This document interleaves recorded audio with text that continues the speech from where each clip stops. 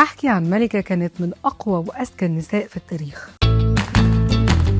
مش بس كده، دي كان عندها واحد من أعظم العروش اللي ذكرت في القرآن الكريم. كانت بتحكم مملكة سبأ، ودي كانت مملكة موجودة في اليمن زمان. كانوا أغنياء جدا. المملكة دي كانت غنية جدا وكانوا أهلها بيعبدوا الشمس. بلقيس كانت ملكة حكيمة، لكن في يوم وصل لها خطاب غير كل حاجة. الخطاب ده كان من النبي سليمان عليه السلام، بيقول لها فيه إنها لازم تسيب عبادة الشمس وتعبد ربنا الواحد. تخيلي تكوني ملكة عظيمة وفجأة يجيلك تحدي زي ده، يا ترى هتعمل إيه؟ تحاربه؟ تتجاهله؟ لكن بلقيس قررت إنها تستخدم عقلها، فبدل ما تدخل حرب بعتت لسيدنا سليمان هدية كلها كنوز وجواهر كنوع من الاختبار. كانت عايزة تعرف هو ملك عادي ولا نبي بجد. ولكن المفاجأة بالنسبة لها إن سليمان عليه السلام ما انبهرش بالهدايا، بالعكس رفضها تماما. وهنا بلقيس فهمت إن الموضوع مش مجرد سياسة ولا قوة، في حاجة أكبر من كده. وهنا سيدنا سليمان بعت لها دعوة إنها تيجي ليه،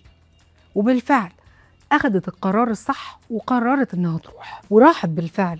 وحصلت المعجزة اللي محدش كان ممكن يتخيلها أو يتوقعها. وقبل ما توصل سيدنا سليمان طلب من أحد جنوده أن يأتي بالعرش له، وقبل ما توصل سيدنا سليمان طلب من أحد جنوده أنه يأتي بعرشها إليه قبل وصولها. والعرش وصل بالفعل بقدرة الواحد الأحد.